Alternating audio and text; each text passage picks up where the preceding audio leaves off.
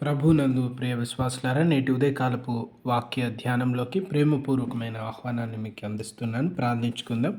కృపా కనికరం గల దేవ, నేటి ఉదయకాలం మీ వాక్యం ద్వారా మాతో మాట్లాడి మమ్మల్ని బలపరచమని, మీ సహాయం నడిపింప దయచేయమని యేసు ప్రభుల వారి నామంలో అడిగి వేడుకొంచున్నాము స్వామి.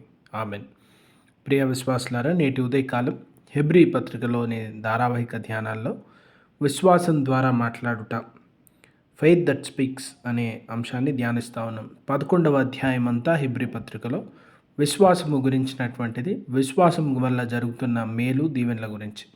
హెబ్రీ పత్రిక మనం మునుపు జ్ఞాపకం చేసుకున్నట్లుగా యేసు ప్రభుల వారు ఇశ్రాయేలీలతో ఉన్న సంబంధం, యేసు ప్రభుల వారు ఇశ్రాయేల్లోనికి నెరవేర్పుగా, ప్రవచనాలు నెరవేర్పుగా, మెస్సియాగా, రక్షకునిగా, దేవుని కుమారుడిగా వచ్చిన విధానాన్ని జ్ఞాపకం చేసుకుంటున్నాం. అపోజిట్ అయినటువంటి పౌలు గారు గలతీ సంఘంతో మాట్లాడినటువంటి మాట, నీతిమంతుడు విశ్వాస మూలంగా జీవించును.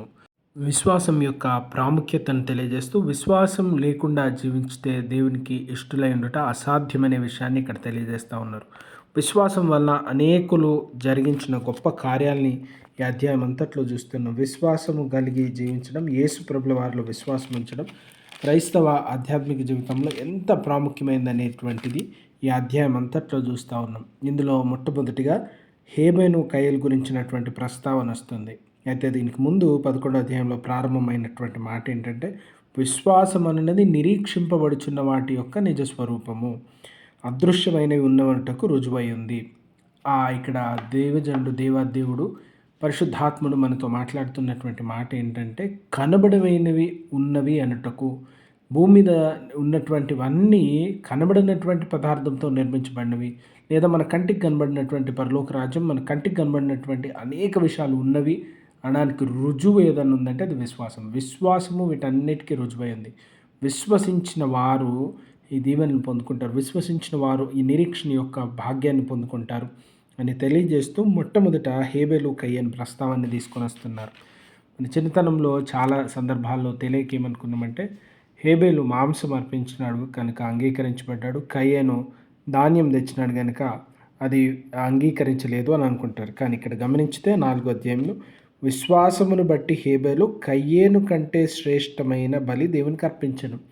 అంటే హేబెలులో విశ్వాసం ఉన్నట్లుగా, దేవుని మీద ఆధారపడినట్లుగా, విధేయత ఉన్నట్లుగా, దేవుని యొద్దకు వచ్చినట్లుగా మనం గమనిస్తూ ఉన్నాం. కయ్యేనులో ఆ లక్షణాలు లేవు, అందుకని అది అంగీకరించబడలేదు. ఇక్కడ అర్పణ ఏం తీసుకొస్తున్నాం, ఎంత విలువైంది, ఎంత గొప్పది అని కాదు, విశ్వాసం ప్రాముఖ్యమైంది. యేసు ప్రభుల వారు దేవాలయంలో కానుకలు సమర్పించే చోట కూర్చొని ఉండి అనేకులు వారి కలిమిలో నుంచి తెచ్చి సమర్పించని చూశారు. కానీ 2 కాసులు తీసుకుని వచ్చినటువంటి విధవరాలను చూసి, ఈమె అర్పణ చాలా గొప్పది, ఈమె విశ్వాసంతో అర్పించింది, ఈమె జీవనం అంతటినీ తీసుకొచ్చింది, మిగతా వారు వారి సమృద్ధిలో నుంచి కొంత తెచ్చారు, కానీ ఈవిడ మాత్రము తనకు కలిగినదంతా, తన జీవనం అంతా తీసుకొచ్చింది. కారణం, రేపటి నుంచి ప్రతి క్షణం ప్రభు నన్ను చూసుకుంటాడు, ఈ 2 కాసులకు విలువ కాదు, నా జీవితం అంతా ప్రభుకి ఇస్తున్నా, ప్రభు ఇక్కడి నుంచి నడిపిస్తారు, దేవుడు ఇక్కడి నుంచి నన్ను నడిపిస్తారు, ఆయన ఆదుకుంటారు అనే నిరీక్షణ, విశ్వాసంతో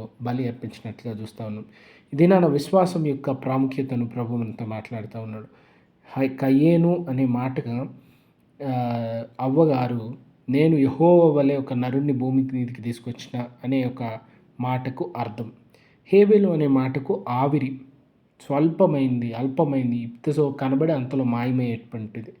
అటువంటి జీవితాన్ని హేబెలు కలిగి ఉన్నాడు. అంటే విలువలేనటువంటి జీవితం, గృహంలో, కుటుంబంలో గౌరవం లేనటువంటిది. హేబెలు కయ్యన్లు ఇద్దరు 2 వృత్తులు ఎంచుకున్నారు.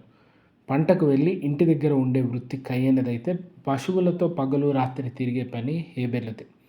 సమాజంలో తక్కువ చిన్న చూపు ఉన్నటువంటి పని, ఆ సమయంలో దూరంగా ఉండాల్సినటువంటి పని, అటువంటి పని ఎంచుకొని అటువంటి స్థితిలో ఉన్న వాడిని ప్రభు కనికరించి అతనిలో విశ్వాసాన్ని, అతనిలోని విధేయతను బట్టి అతని అర్పణను అంగీకరించినాడు.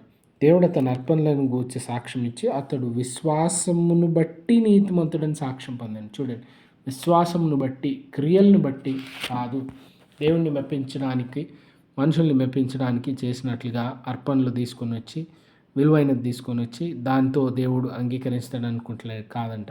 విశ్వాసమును బట్టి నీతిమంతుడని ఎంచబడెను. ఆ విశ్వాసమును బట్టే అతడు మృతి పొందియు మాటలాడుచున్నాడు. విశ్వాసము ద్వారా మాట్లాడుచున్నాడు. ఆ విశ్వాసమును బట్టి అతడు మరణించినా అతని జీవితం మాట్లాడుతుంది. అతడు మరణించినా నేటికి ఆయన జీవితము మనలో అనేకులతో మాట్లాడుతుంది. అంత బలమైనటువంటి విశ్వాసం. దేవునిలో ఉన్నటువంటి విశ్వాసము ఎంత గొప్ప కార్యం చేస్తూ ఉందో, ఆ విశ్వాసము ప్రభువు ఏబేలు పక్షముగా కార్యములు చేయడానికి కృప చూపినటువంటిది. ఎంత గొప్ప విశ్వాసము చూడండి. దేవునిలో ఉన్నటువంటి విశ్వాసం మనల్ని రక్షణలోకి తీసుకొస్తుంది. దేవునిలో ఉన్నటువంటి విశ్వాసం జీవితాన్ని నిలబెడతా ఉంది. ఈ ఉదయకాలము ఎన్నో సంఘర్షణలు, ఎన్నో తొందరలు. హేబెల్ జీవితం సంతోషంగా గడవలేదండి. హేబెల్ జీవితంలో అనేక సమస్యలు, తొందరలు, ఇబ్బందులు. కానీ వాటన్నిటి నడుమ ప్రభు హేబెల్తో ఉన్నటువంటి కార్యాన్ని చూస్తున్నాం. అతడు మరణించిన తర్వాత కూడా హేబెల్ పక్షంగా పోరాడుతున్నటువంటి దేవుడు. చూడండి ఎంత బలమైనటువంటి విశ్వాసము. అతని విశ్వాసం అతన్ని నీతిమంచిగా మార్చింది. అతని విశ్వాసం దేవుడు ఆయన్ని అంగీకరించడానికి, చేర్చుకోవడానికి వీలు చూపింది.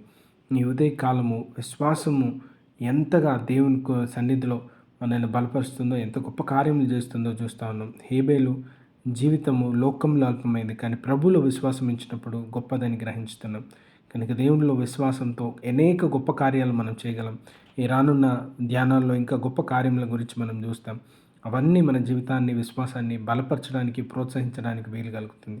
కనుక వాటి కొరకు ప్రార్థనపూర్వకంగా సిద్ధపడదాం. నేటి వాక్యం విన్న ప్రతి ఒక్కరిని దేవాదేవుడు దీవించి మేళ్లతో, ఆశీర్వాదంతో నింపునుగాక. ప్రార్థించుదాం. కనికరం గల దేవా, నేటి వాక్యం విన్న ప్రతి బిడ్డను విశ్వాసాన్ని దీవించి మేళ్లతో, దీవెనలతో నింపి వారి ప్రతి ఔషధ అక్కర్లను తీర్చుకొని యేసు నామం అడిగి వేడుకొంచున్నాం స్వామి.